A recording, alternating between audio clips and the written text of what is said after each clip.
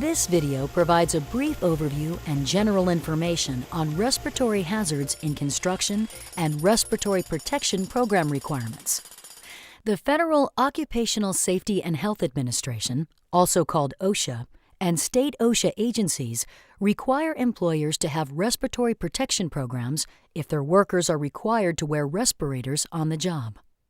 This video does not cover all of the things that your employer must do under federal OSHA or state OSHA respiratory protection standards.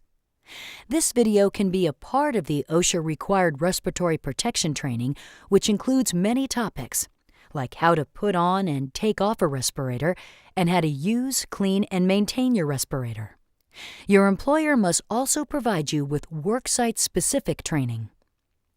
While this video discusses some of your employer's responsibilities under OSHA's respiratory protection standard, it is important to remember that the purpose of a respirator is to protect your health and safety. Gases, dusts, mists, and fumes may be present at construction work sites. Some of these can make you sick or kill you if you breathe them in. These gases, dusts, mists, and fumes are referred to as respiratory hazards. Some respiratory hazards act quickly, like carbon monoxide, which can make you unconscious or kill you in minutes. Other respiratory hazards can take years to make you sick, like asbestos, which can cause lung cancer decades after you breathe it in. More examples of respiratory hazards in construction include lead dust and fumes from grinding, welding, cutting, or brazing surfaces coated with lead-based paint. Silica dust from cutting concrete or sandblasting. Solvent vapors from adhesives, paints, strippers, cleaning solvents, and spray coatings. And isocyanate vapors from spray foam insulation and certain spray paints or coatings.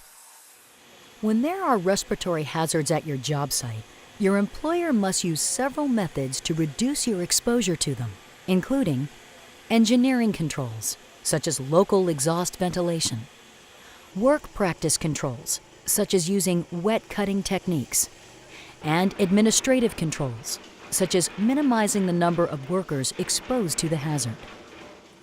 When you and your coworkers cannot be adequately protected from respiratory hazards through use of these methods, then your employer must provide you with an appropriate respirator to protect your health. Respiratory protection must be selected based on the hazard you will be exposed to on the job.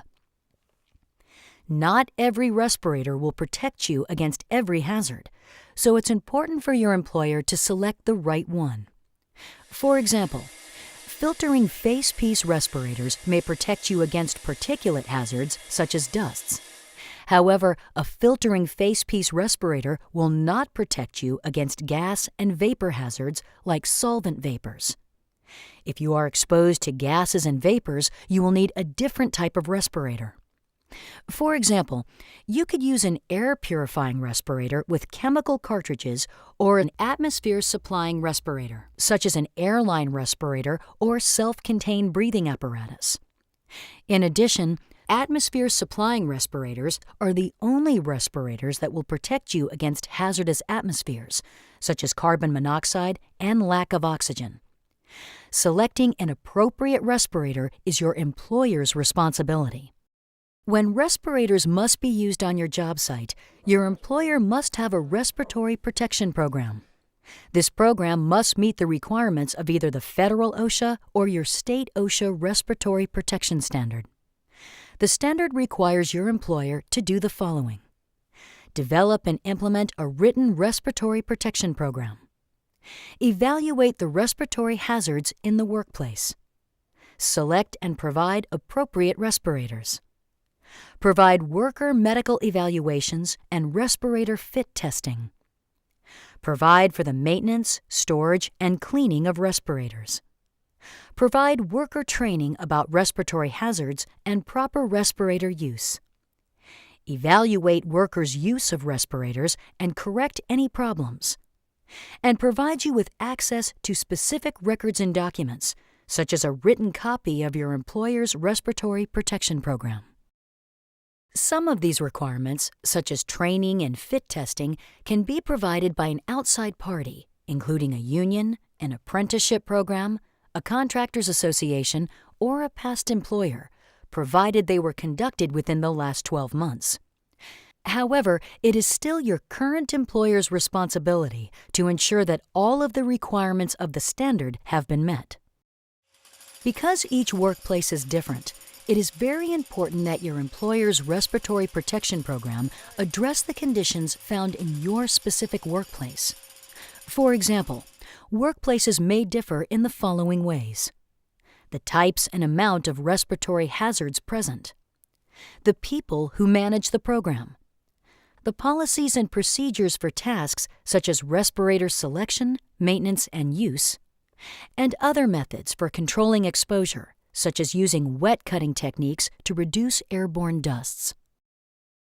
Since construction work settings change over time, the written program must be updated as necessary to account for those changes in workplace conditions that affect respirator use.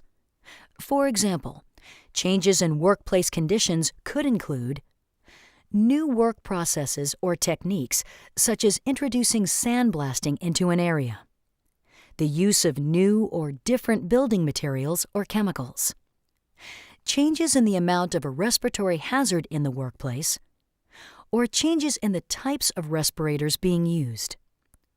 Notify your supervisor if something changes in your workplace that conflicts with or may not be covered by your respirator training or established workplace policies or procedures.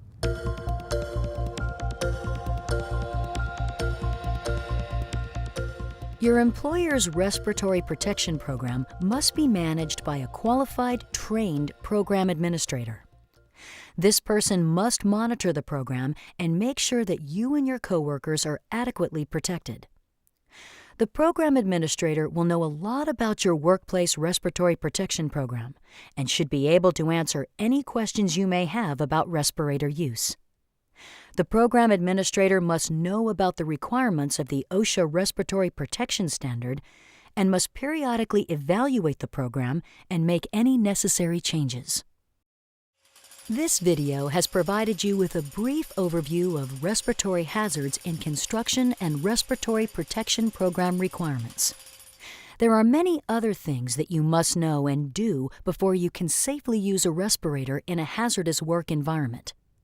While this video may be a part of your respiratory protection training, your employer must also provide you with additional training on respirators, including worksite-specific training.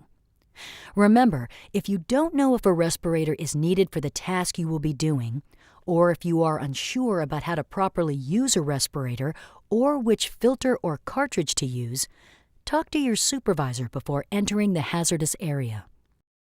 For more information about respirator use in your workplace, refer to these OSHA and NIOSH websites. You will find OSHA's Respiratory Protection Standard, additional respirator training videos, and other guidance material to help you work safely.